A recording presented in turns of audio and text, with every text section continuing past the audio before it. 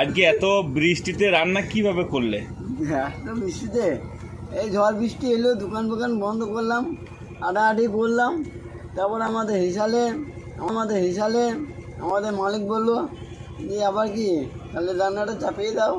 আচ্ছা আমি চাপিয়ে দিলাম। আচ্ছা, রান্নাটা খুব সুন্দর হয়েছে। কি কি মান ময়লা মা করলাম প্রথমে, হ্যাঁ সব কিছু জোগাড় করলাম হাতে ভাতে।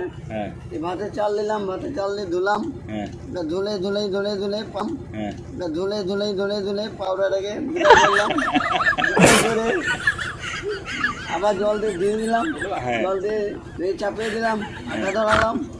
আচ্ছা, আর তরকারি কি হয়েছিল আজ? তরকারি এমনি আলু কাটাকাটি हुई, आलू के भात में दे दिया, आलू काटाकाटी हुई, आलू के भात में दे दिया। अरे कहना क्या चाहते हो? भराइटिस कतरी बोलते हो तो